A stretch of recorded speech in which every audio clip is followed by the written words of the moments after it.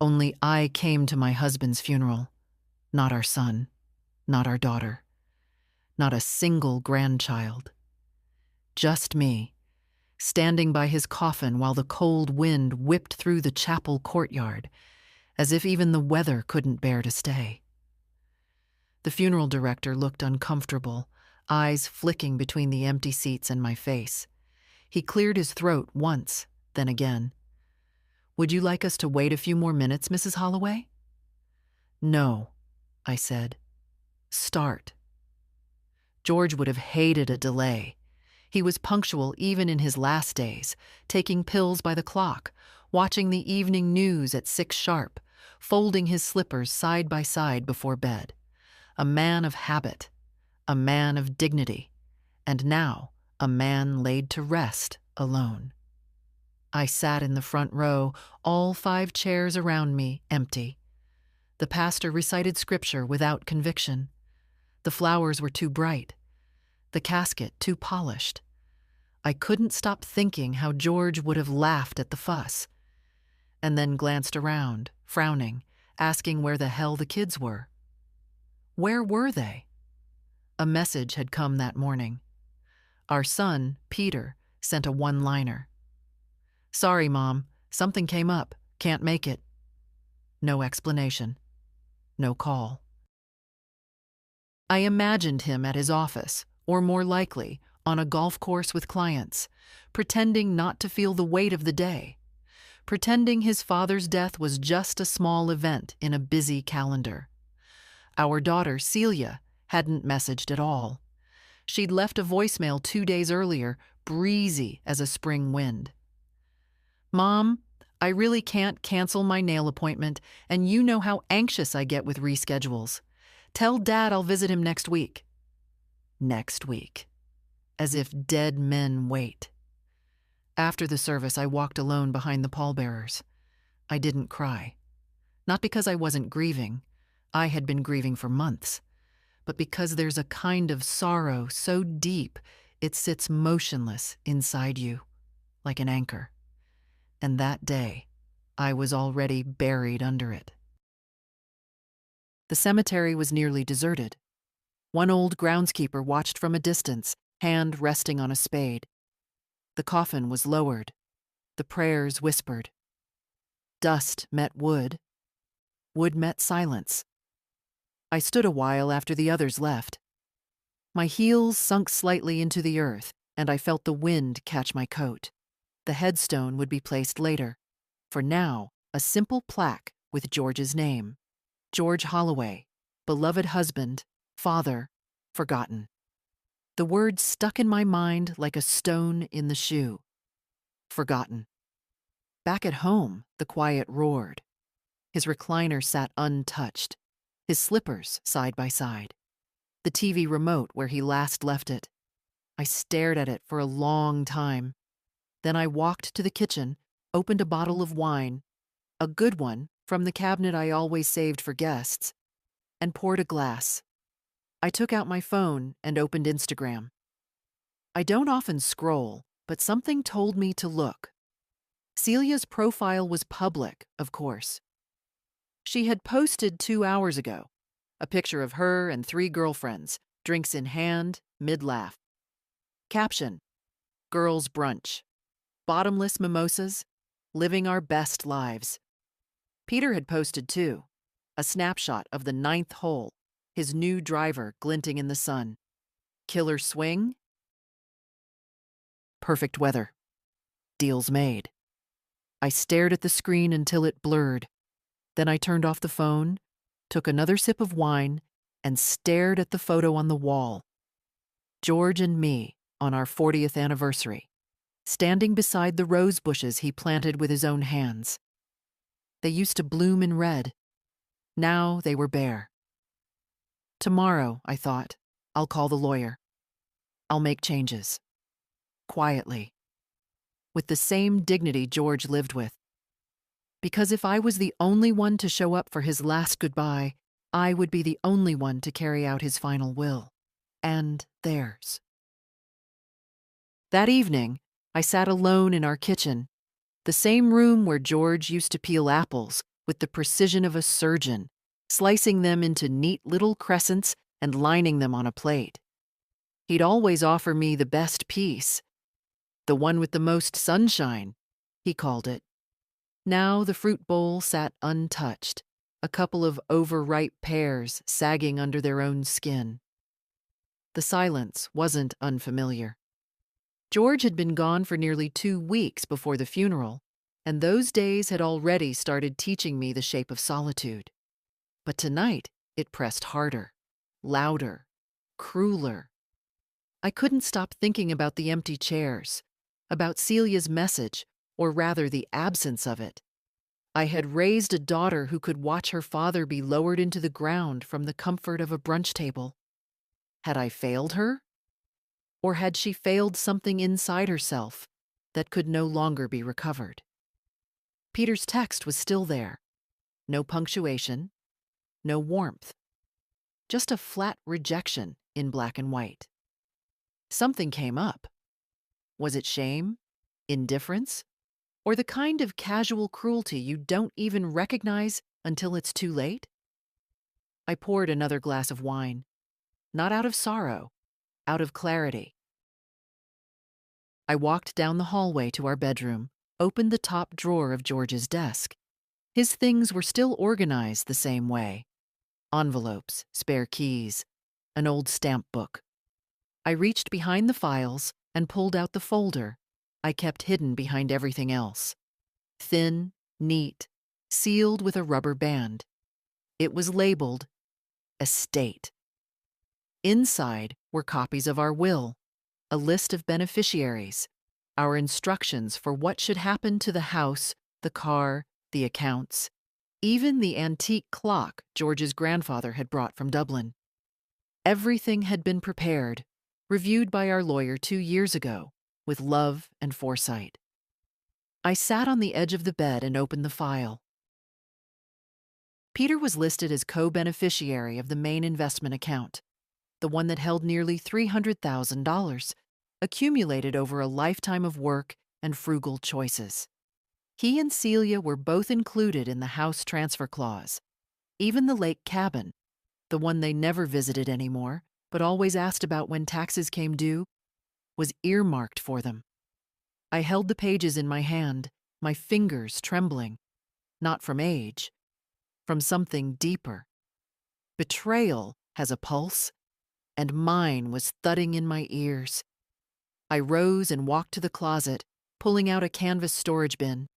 Inside were all the old photos, family reunions, birthdays, holidays, George holding the kids when they were small, me on the porch, laughing, Celia tugging at my sleeve, Peter asleep in George's lap, a book fallen open across his chest.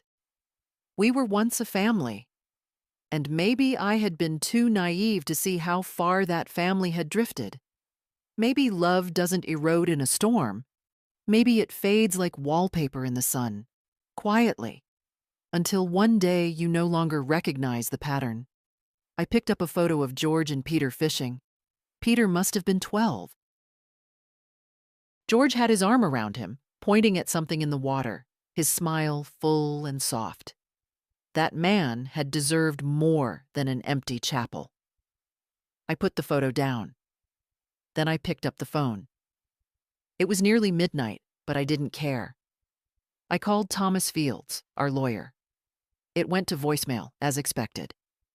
I left a message anyway. Thomas, it's May Holloway. I need to revise my will. Urgently. Call me in the morning. I ended the call and stood for a long moment by the window.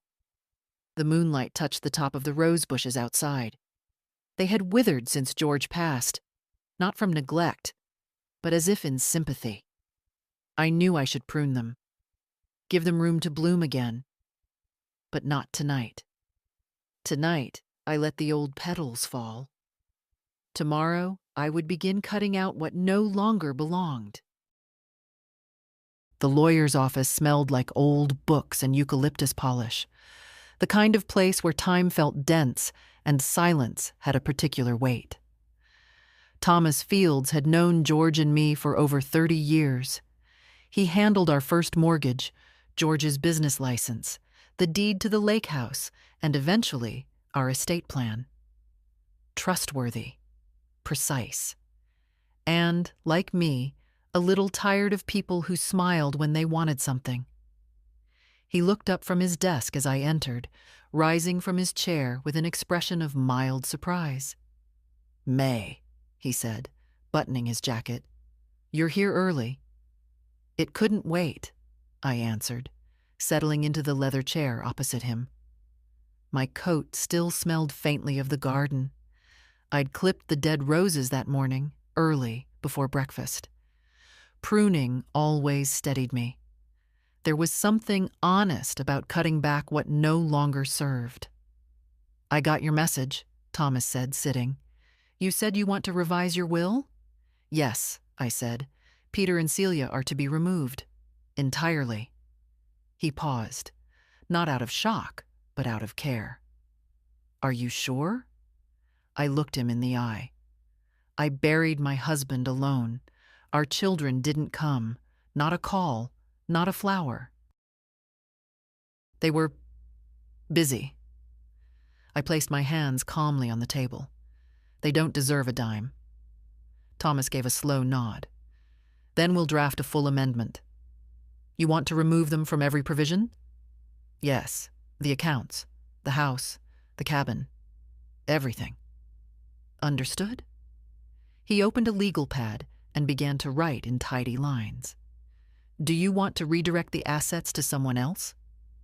I thought of Ethan, my grandson, Celia's boy, the only one who ever visited without needing something, who mowed my lawn in July not because he was asked, but because he said I shouldn't be sweating out there, who brought me library books and asked my opinion on them, who once said, "Grandma, I like talking to you more than to kids my age." I took a breath. "Yes," I said.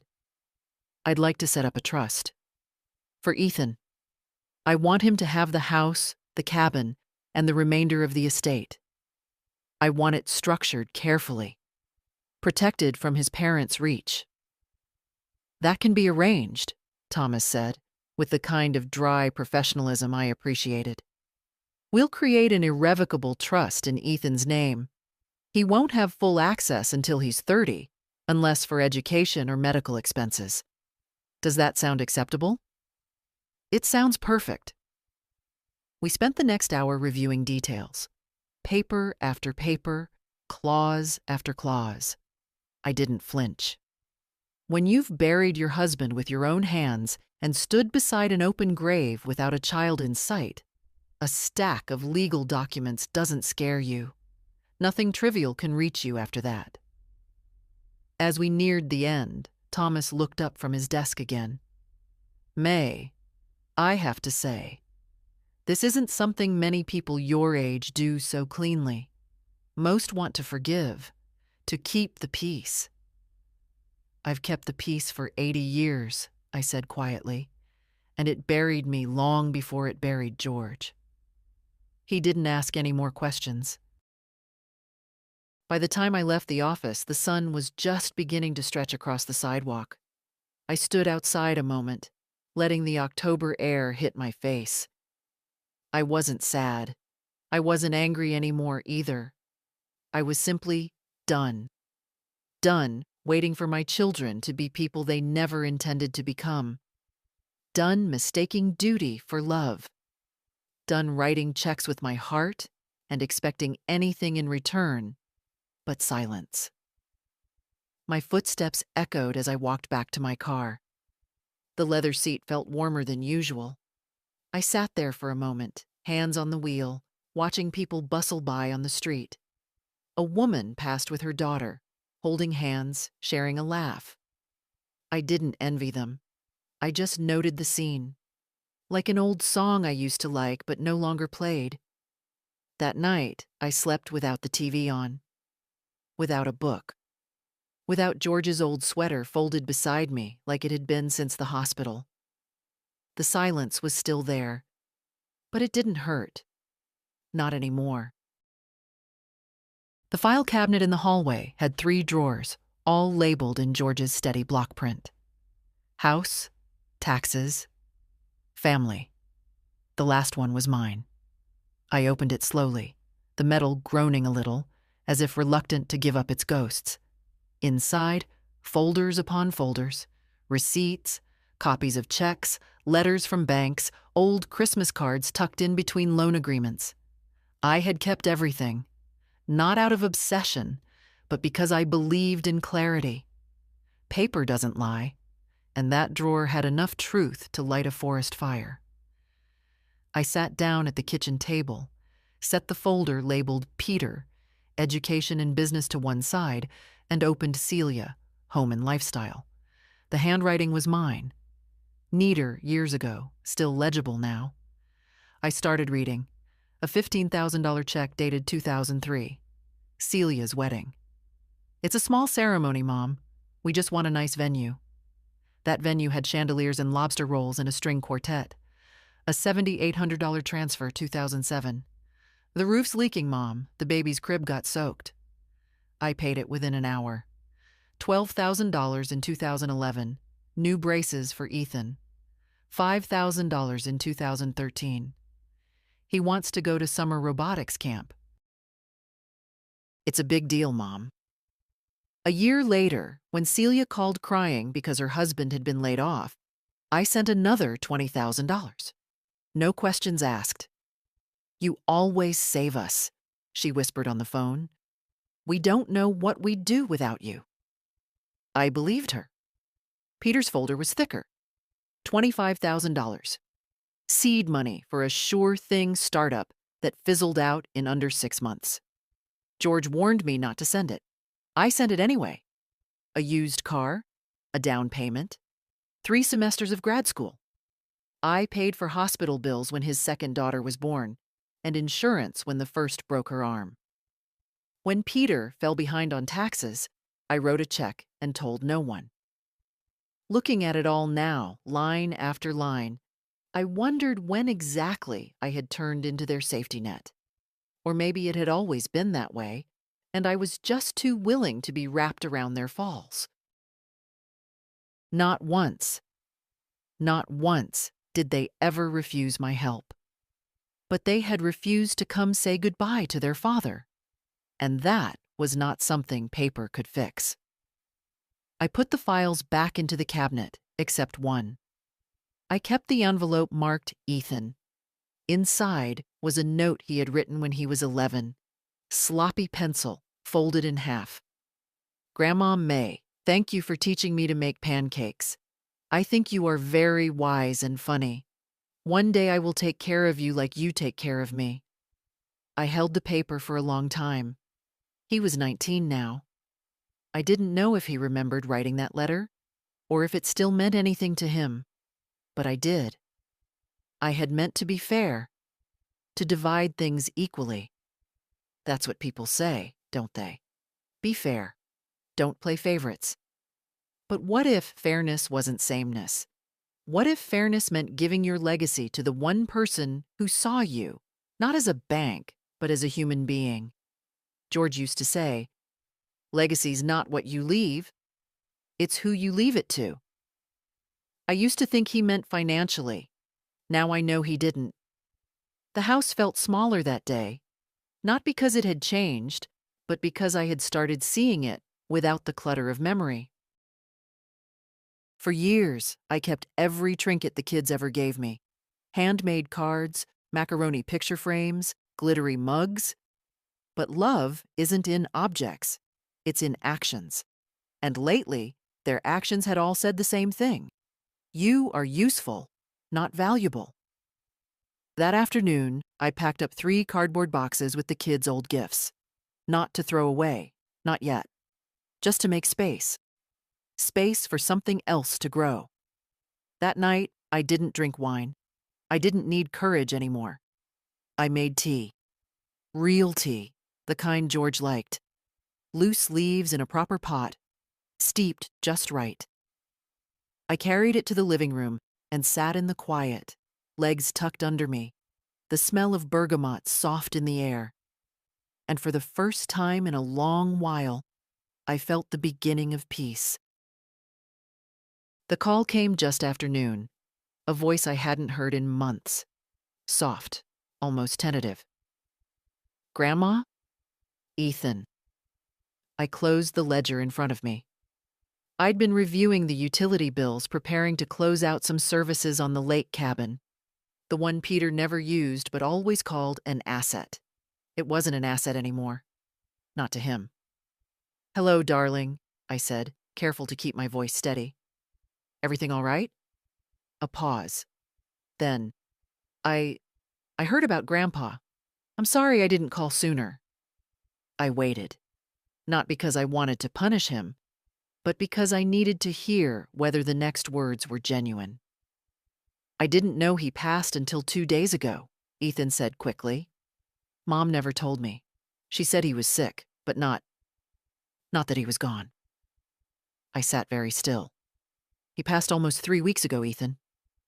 "I know," he whispered. "I'm sorry." For a moment, neither of us spoke.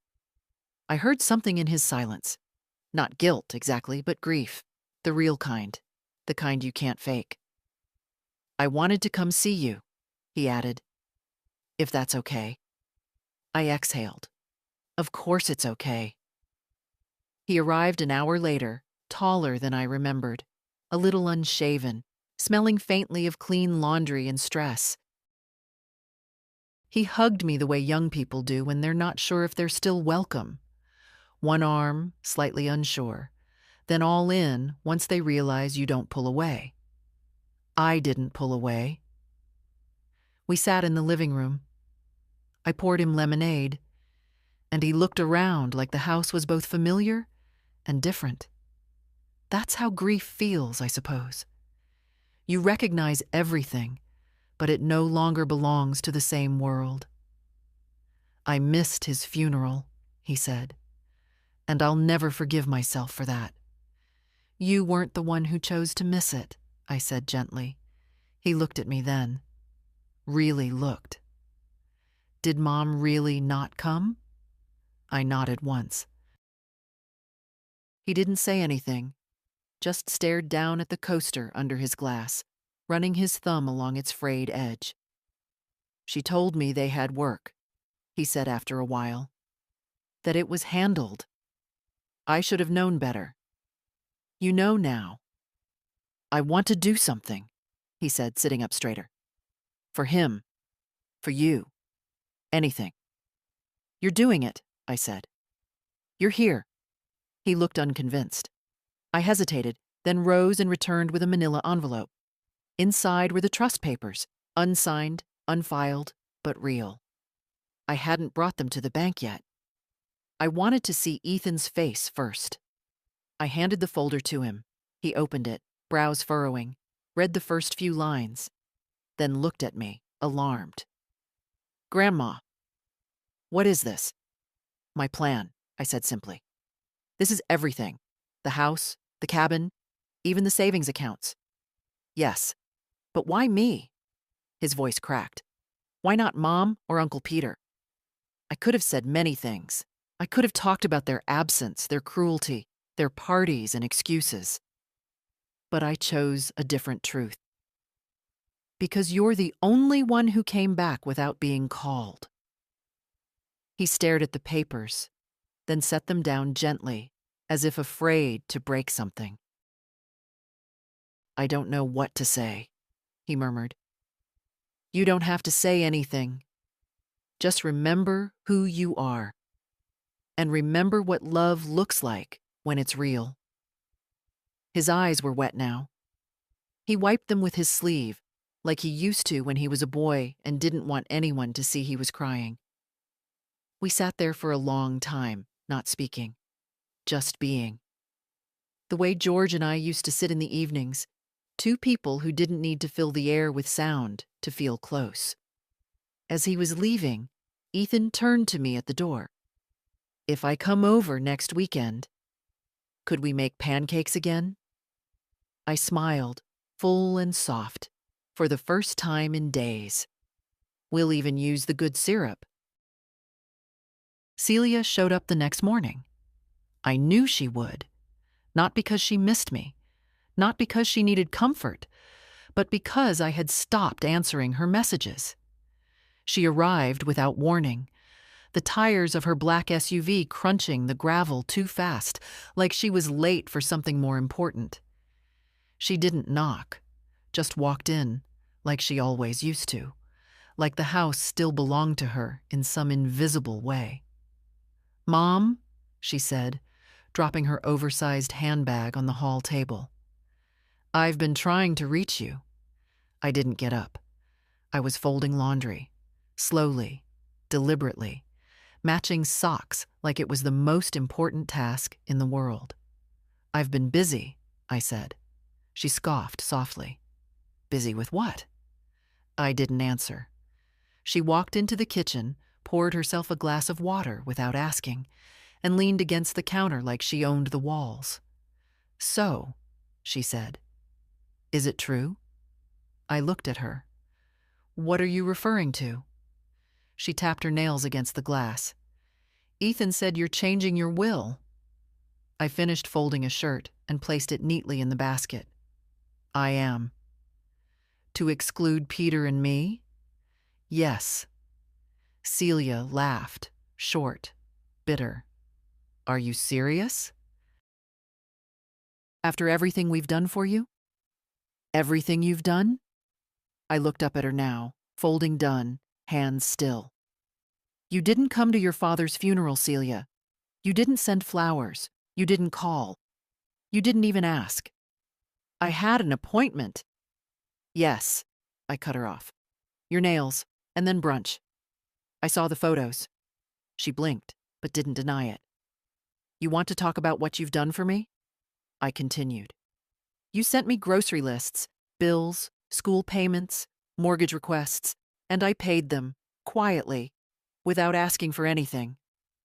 That's what family does," she snapped. "Helps each other." "No," I said softly.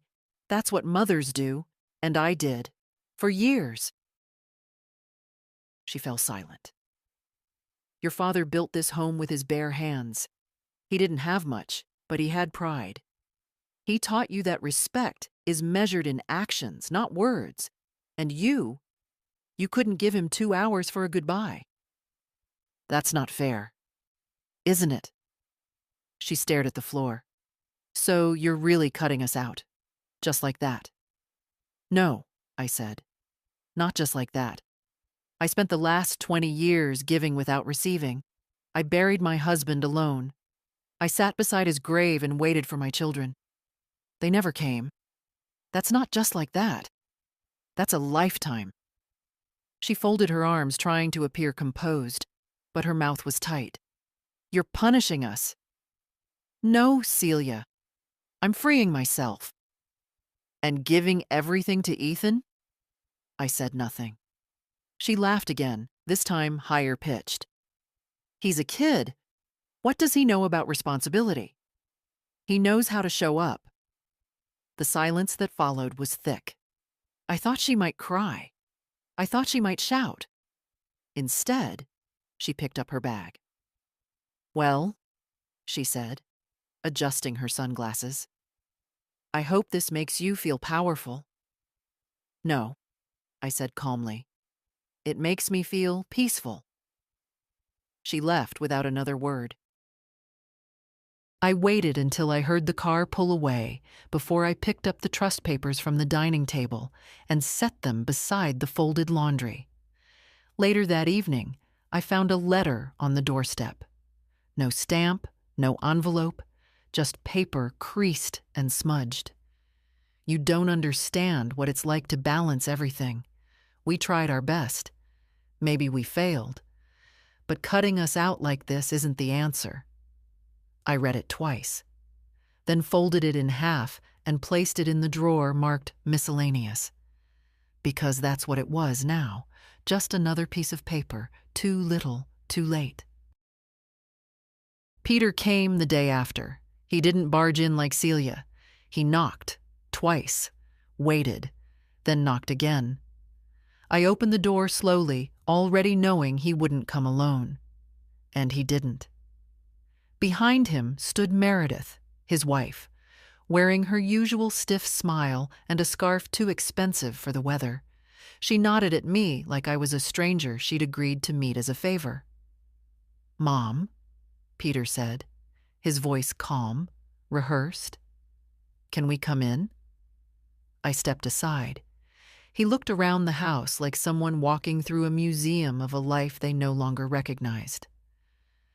I led them to the sitting room. They didn't take off their coats.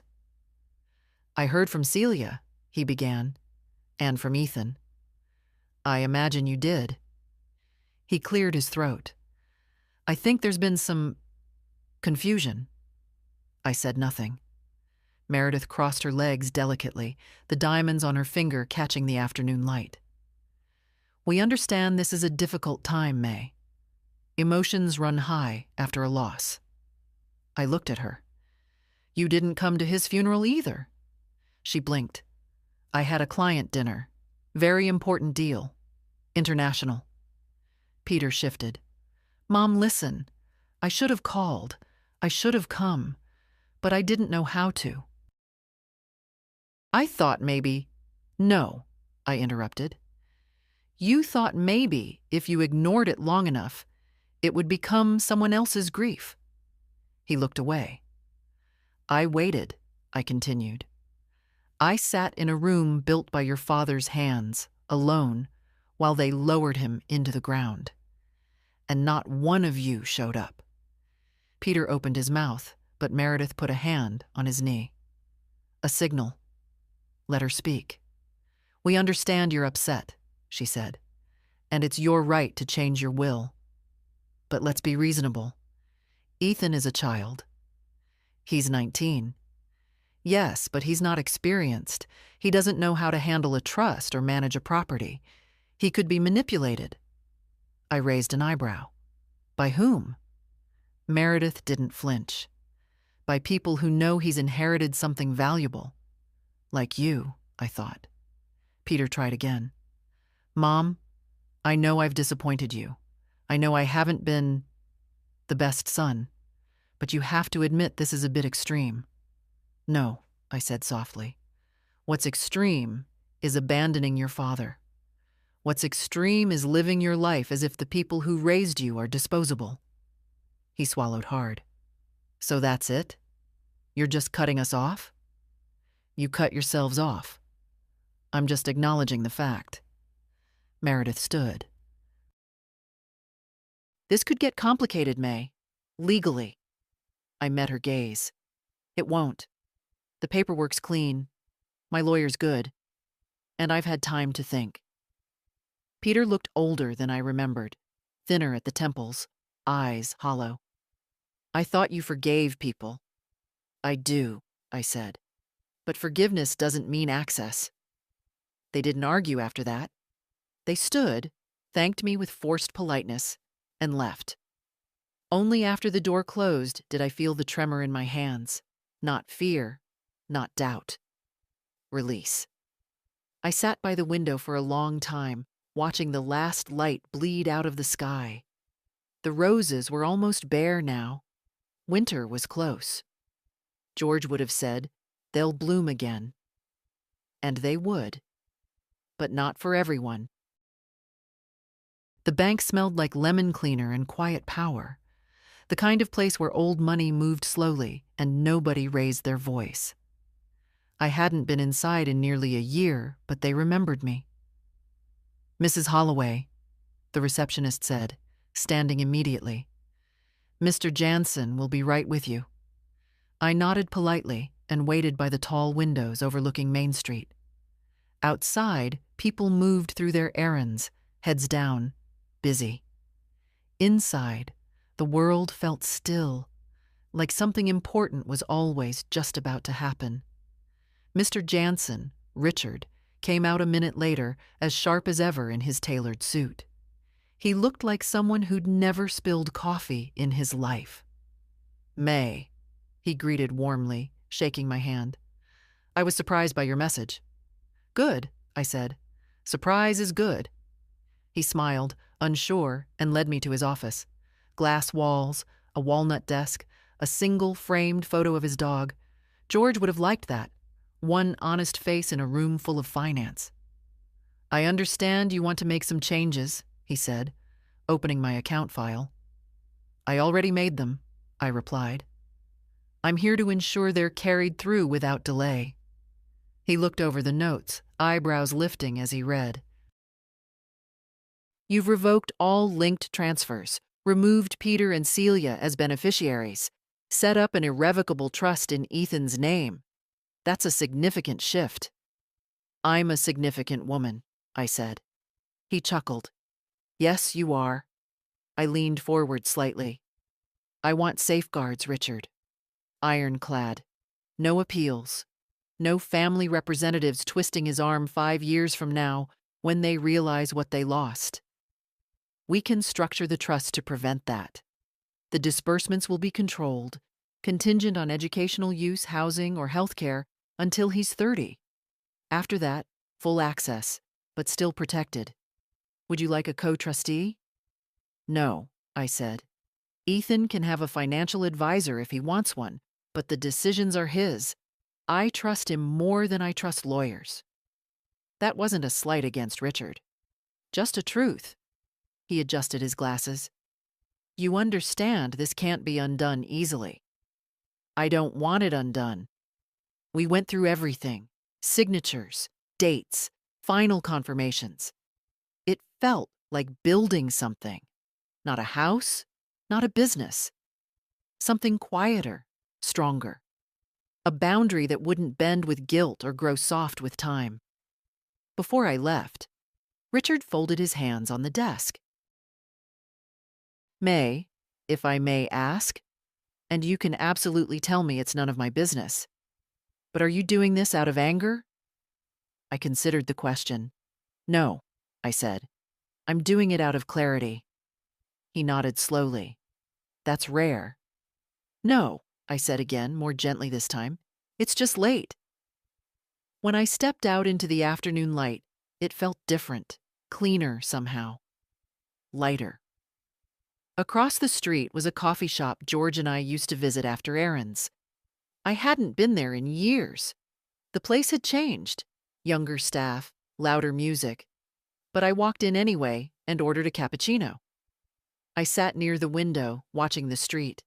A woman in her 30s walked by, pushing a stroller, her coat flapping open in the wind. She looked tired, determined, familiar. I sipped my coffee slowly. No phone in my hand, no urgency. Just a cup, a chair, a full hour that belonged to no one but me. They always said this stage of life would be quiet. They didn't say how loud the peace could feel. Lorraine Campbell lived 2 houses down and had done so since 1972. She and I weren't the type of women who called each other best friends, but we'd shared enough cups of tea and traded enough knowing glances over our fences that the silence between us had become a kind of language. She knocked around 5, carrying a tin of lemon shortbread and her usual gentle nosiness. "I saw Peter's car here yesterday," she said as soon as I opened the door. "Did he bring flowers or just excuses?" "Neither," I said, stepping aside to let her in. "He brought his wife. And a suit." "Oh," she said, and that one word was drenched in judgment. We sat in the living room, and I poured her tea, chamomile for her, strong black for me. She placed the tin between us on the coffee table and didn't open it yet. She waited. "I told them," I said, "everything. That they're out of the will, that Ethan is the only one who ever came back without being asked." Lorraine let out a long breath. "About damn time." I looked at her. "I'm sorry, May," she said, softening, "but I've watched you chase their approval for years. Babysitting when you had your own doctor's appointments. Writing checks while they took cruises. Smiling when they forgot birthdays. I kept thinking, she'll snap one day. And thank God you finally did." "I didn't snap," I said. "I peeled back everything that wasn't love." Lorraine smiled. "Better phrased." We sat in silence for a moment, listening to the faint hum of the refrigerator and the occasional gust outside. Fall was beginning to settle in, the kind of fall that smelled like old leaves and the edge of something ending. "Do you regret it?" she asked eventually. I shook my head. "I regret not doing it sooner." She opened the tin, finally. The shortbread was perfect. Crisp edges dusted with sugar, buttery and soft in the middle. We each took one and chewed thoughtfully. "You know," she said, "my niece tried to get me to sell this house last spring. Said it was too much for me. That I should move to one of those senior villas near the lake." "Everything's done for you, Auntie," she said. "Laundry, meals, even group outings." "And what did you say?" "I said I'd rather die in a house full of chipped mugs and my own silence than live in a place that smelled like bleach and other people's boredom." I laughed, a small, real laugh that came up from somewhere steady. Lorraine leaned in. "You and I, we come from a generation that knows what endurance costs. We wore our spines down, raising people who think love is measured in gifts and gratitude is optional." I nodded. "You're not cruel, May," she added. "They'll say you are. They'll whisper about how she cut off her own children. But what they won't say is that you were also the one who kept them afloat through every storm, even when they didn't bother to ask if you were drowning." I blinked hard, but nothing fell. We talked for another hour about her garden, the state of the neighborhood, the squirrels chewing on her gutter again. When she left, I hugged her longer than usual. That night, I didn't turn on the television. I pulled out an old letter George had written to me during his first business trip, tucked into a drawer I hadn't opened in years. "May, this house is never empty with you in it. You are the roof, the floorboards, and the lock on the door. Even when it feels like no one sees you, I do." I read it 3 times before sliding it back into the envelope. The house was quiet, but not empty. Not anymore. It started with a walk, a simple, unremarkable act. But for me, it was the first one taken without a reason tied to someone else. Not to fetch prescriptions. Not to bring a casserole. Not to return a dish I didn't ask to borrow. I just wanted to walk. The morning was brisk, not cold, the kind of air that sharpened your lungs but didn't bite your skin. I wore George's old windbreaker, a size too big, frayed at the cuffs, and felt oddly comforted by its weight. I walked the neighborhood slowly, not like someone exercising, but like someone remembering what still belongs to her. The Mapletons' house still had the same blue shutters. The Wilsons' porch swing creaked the same way it did when George used to say, "We should fix ours before that one finally falls." He never did. Neither did they. At the park, I sat on a bench under the old elm tree, the one that had split in a storm back in '99. It still leaned slightly, stubborn and alive. Across the path, 2 young mothers pushed strollers, chatting about sleep training and preschools. They didn't glance at me, and I didn't mind. I wasn't part of their world anymore. I didn't want to be. A woman sat down on the other end of my bench, maybe in her 40s. She had that tired but functioning look I remembered from my own middle years. The kind of woman who makes 5 lists a day but forgets what she walked into the room for. We sat in silence for a few minutes. Then she said, not looking at me, "You come here often?" "Used to," I said, "before people stopped needing rides and casseroles." She laughed softly. "That sounds nice." We didn't exchange names. We didn't need to. "I'm here to clear my head," she said. "My daughter told me yesterday that she doesn't think she wants kids. Said she's not sure she sees the point." I raised my eyebrows. "What did you say?" I told her I didn't see the point of her 5 tattoos, but I managed to keep that to myself. I smiled. You didn't keep it to yourself, though, did you? She laughed again, more freely this time. No, I didn't. We talked for 15 minutes about nothing important and everything that mattered. She left first, waving a little. I watched her disappear around the curve of the trail, and I felt something strange in my chest.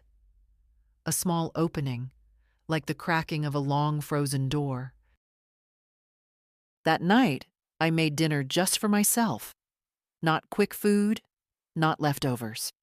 A full meal. I set the table, used the good dishes, lit a candle.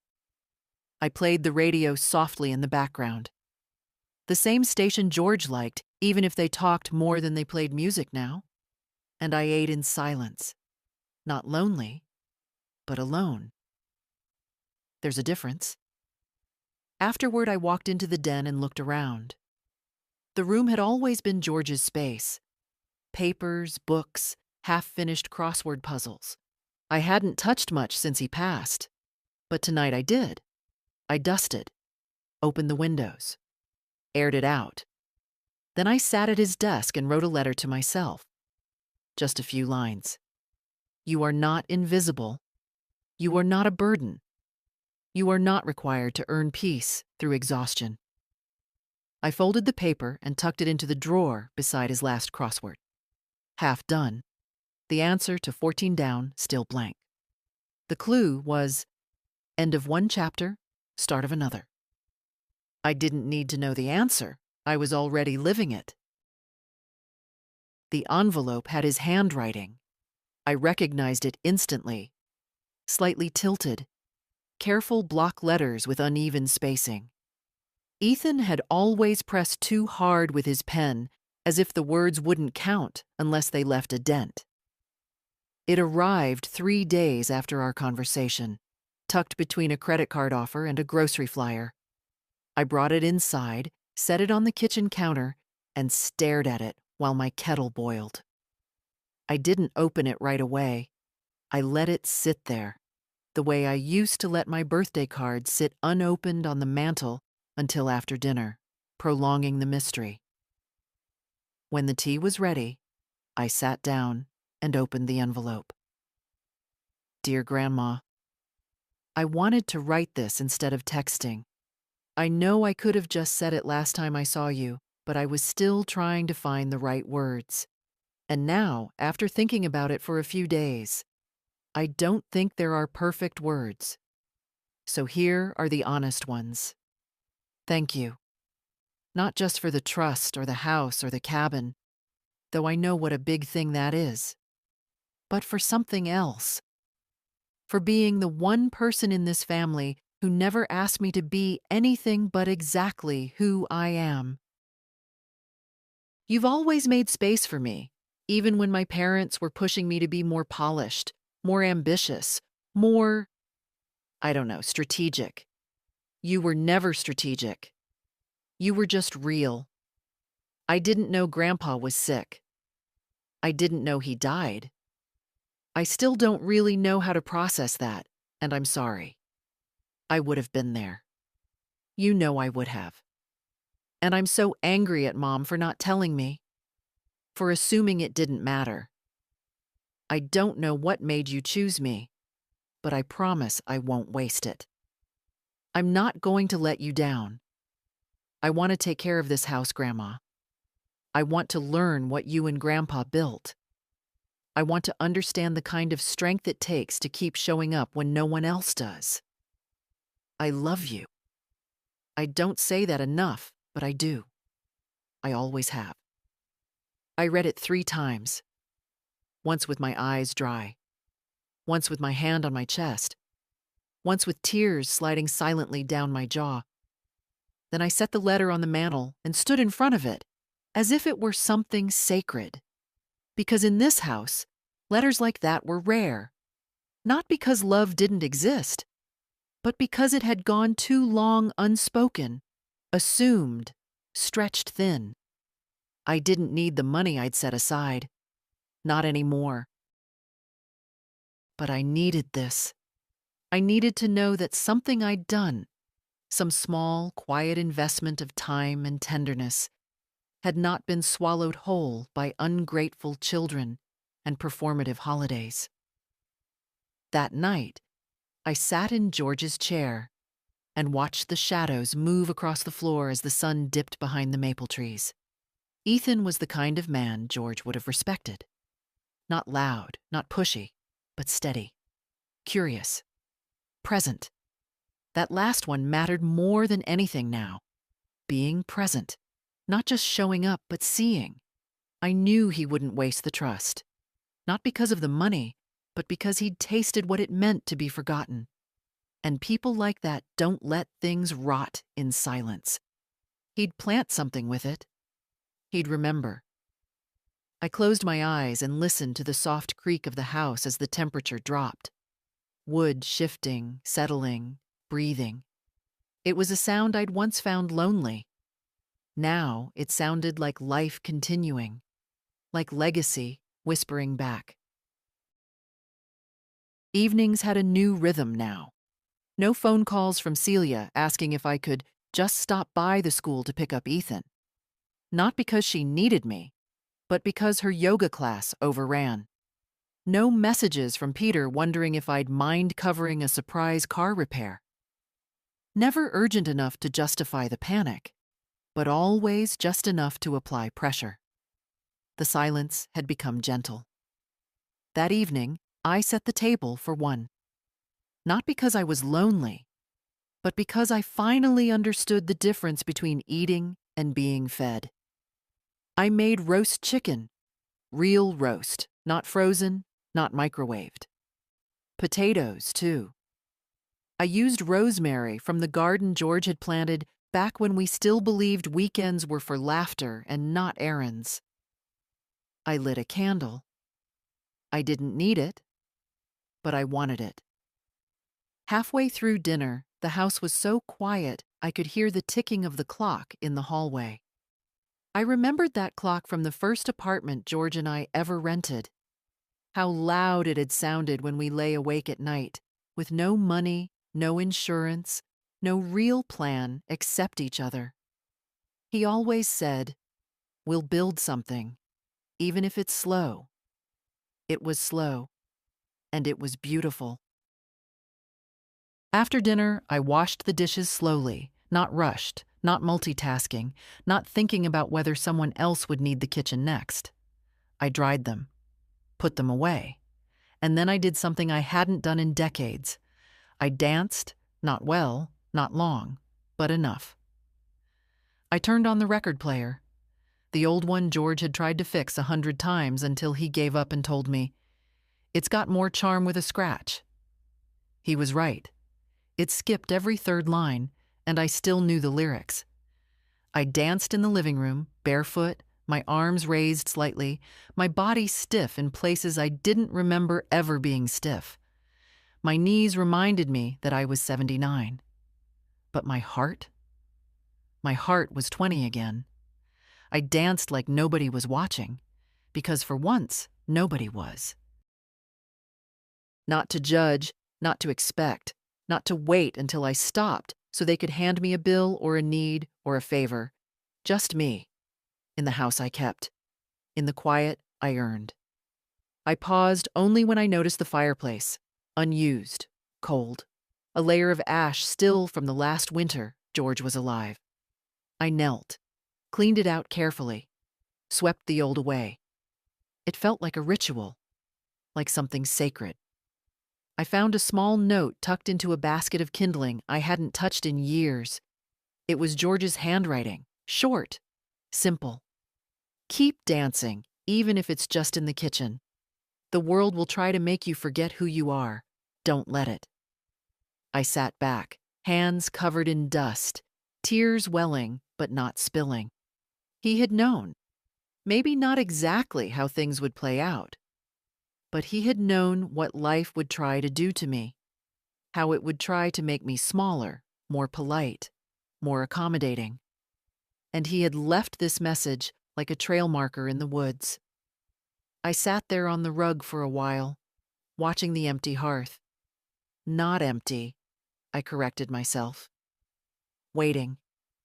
Later that night, I opened my bedroom window just an inch. Let the autumn air sweep in, the kind that smells like dying leaves and something cleaner underneath. I lay under the quilt I made back in '84, when George was still working long hours and the kids were in school, and I still thought exhaustion was a kind of virtue. Now I know better. Now I know peace is a better measure. My body was tired, but not in the old way. Not the way it used to be, when the weight of other people's needs settled into my spine like a second skeleton.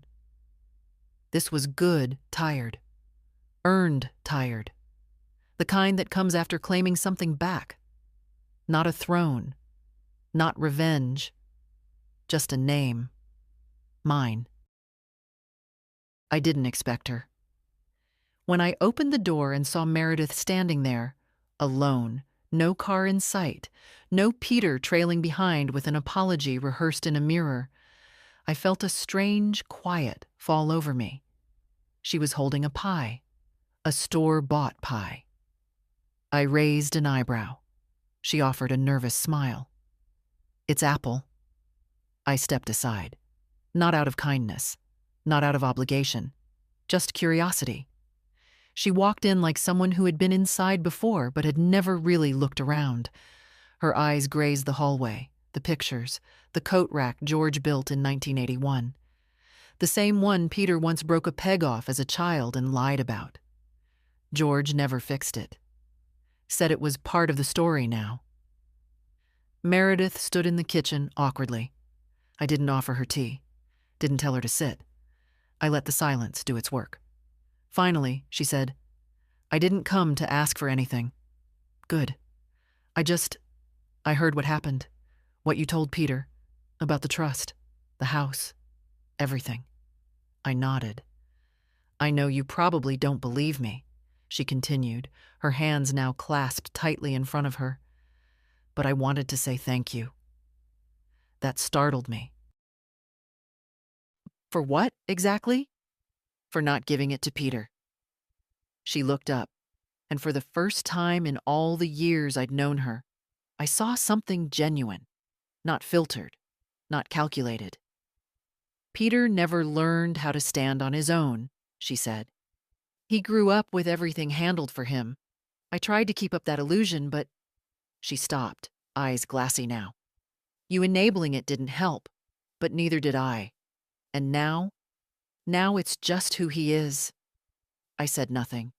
She went on. "I know he blames you, and Celia blames you. But what they don't say is that you were the one holding the whole thing together while they complained about the way you did it." I leaned against the counter, arms folded. "So why are you telling me this now?" "Because I'm tired too," she whispered. We stood in that still kitchen for a long moment. No one moved. The pie sat untouched between us. She finally sat down. "I want you to know I admired George," she said. "He was kind to me, even when he didn't have a reason to be. And I know I never said thank you for everything you did, for the help, the money, the babysitting, the constant yes." I watched her. "You didn't owe me thanks," I said. "But you owed him your presence when he left this world, and you didn't show." She looked down. "I know." There was no satisfaction in saying it. Just truth, like brushing dust off a windowsill. She reached for her purse, not to leave, but to take something out. A small photo, worn at the edges. It was a picture of Ethan, maybe 5 years old, sitting on the swing in my backyard. I'd taken that photo on a Sunday. Meredith must have taken it from one of the Christmas cards I'd sent years ago. "He loves you," she said. "You know that, right?" I nodded. "I hope someday he loves someone like that," she added. "And I hope he knows how rare it is." She stood then, straightened her coat, "I won't take up more of your time," she said, "but I wanted to say it. Before the story gets rewritten. Before they turn you into the villain in their version." She walked to the door and opened it herself. The wind caught the edge of her scarf. For a second, she looked younger, less lacquered. Just a woman who had also spent a lifetime giving herself away to people who never saw it. She paused in the doorway. "Don't let them take your peace, May," she said. "They've taken enough."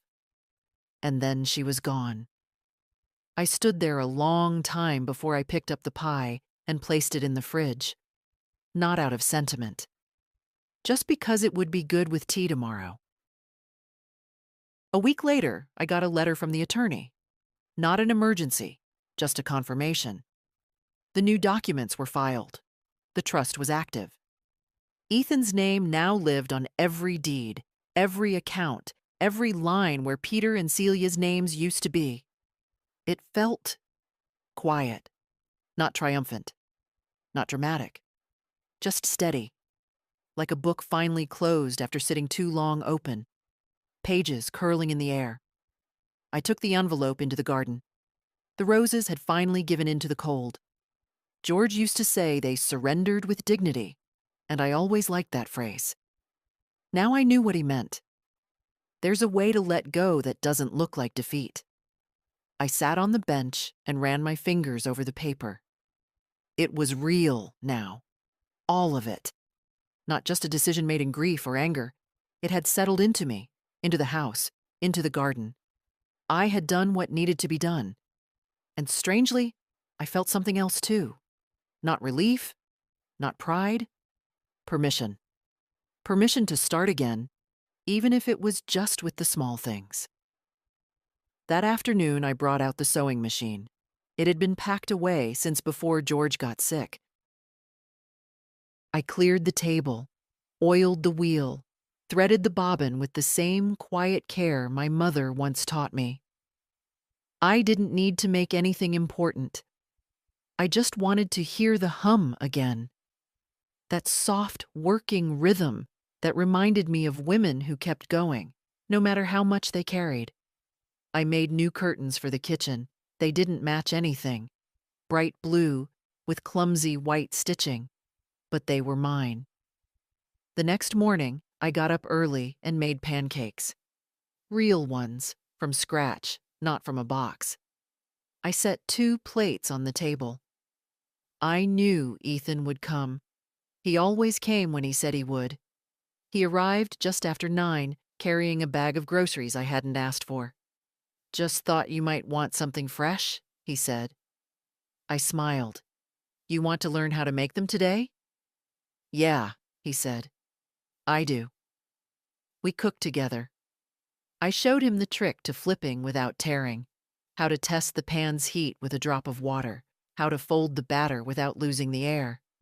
He listened. Really listened. Not the way Peter used to. Impatient. Always looking for the shortcut. "You're good at this," he said, biting into the first one. "I've had time to practice," I said.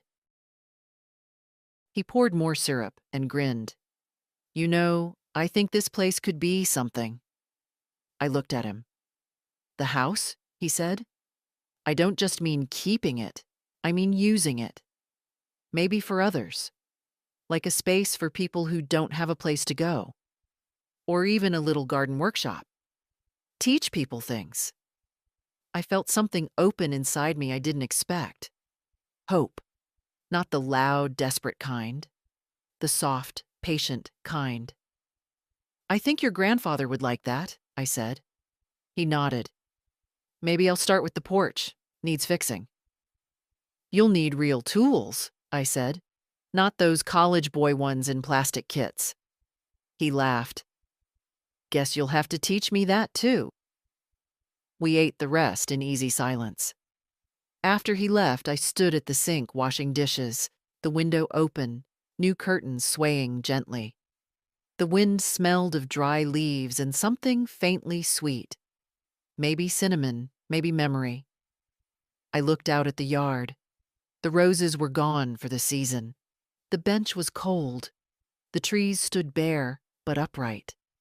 And for the first time since the funeral, I felt no weight pressing down on me. Just the shape of what was next. Something Ethan would build. Something I had cleared the space for. The first snow fell lightly. Just a whisper of white dust across the yard.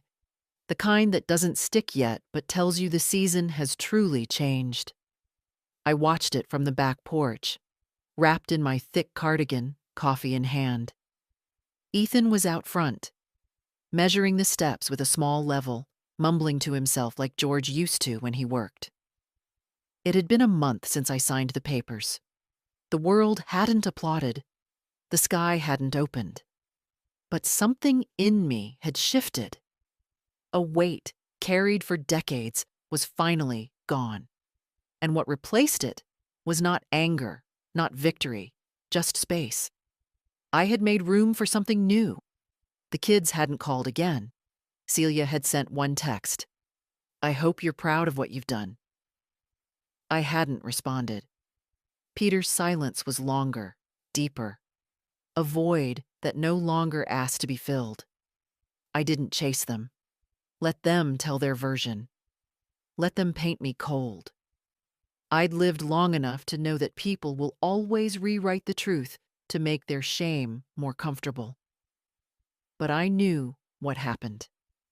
I knew what I gave. And I knew what I reclaimed. The truth didn't need to shout. It just needed to stand. Ethan knocked gently on the back door. "Grandma, you want to see the new railing?" I set down my mug and followed him out front. He'd done well. Sanded, stained, sealed it against the weather. The porch, for the first time in years, looked like someone cared about it again. "George would have said it leans a little to the left," I smiled. Ethan grinned. "So does everyone in this family." I laughed, real, loud, open. A laugh that hadn't lived in me for a long time. He stood beside me, wiping his hands on a rag. "I was thinking, maybe next spring, we could start a little garden, out front. Not just flowers, vegetables, herbs, something that grows." I looked at him, and I saw not just the boy I used to tuck in, but the man who had chosen to show up. That sounds just right. We went inside, the cold starting to bite now. I made soup. He fixed the squeaky cabinet. I showed him where the breaker box was. He asked about the attic insulation. We filled the day with the small, necessary things that make a life. Not the kind you take pictures of, but the kind you miss when they're gone. That night, after he left, I wrote one more letter. Not for court, not for lawyers. For myself. To the woman I used to be. You tried. Longer than you should have. You bent yourself into shapes that didn't fit, spoke gently when you should have stood tall, gave when you should have said no. But you also loved. Fiercely. And that is not a mistake. Now you are free. Free to dance in kitchens. To plant something just for the pleasure of watching it grow. To say no without guilt. To say yes without fear. To give when it is deserved, not demanded. You are not cruel. You are not bitter. You are clear. And that, finally, is enough. I folded the letter and placed it in the same drawer where I'd once kept the old family photos. Not to hide it. Just to know it was there. Like a lighthouse I had built myself. Before bed, I stepped outside one last time. The stars were sharp, the cold deeper now. I looked up at the sky and whispered, he would have been proud. Not of the decision, not even of the strength, but of the fact that I had finally chosen peace. Not loud, not showy, just mine. So here's what I'll leave you with. You who have read this far, who may have your own silences, your own aching rooms, your own unspoken boundaries. Do not wait for someone to hand you peace. Choose it. Do not confuse love with obligation. Do not confuse duty with worth. And if your house is full of noise but no one hears you, make a new kind of quiet. One where you are no longer invisible. One where you do not have to disappear to feel safe. If this story found something true in you, share it. Tell someone, or just hold it close and know it is never too late to come home to yourself. Follow for more stories like this. Leave a comment if it echoed something in you, or simply sit with it a while. I promise that's enough.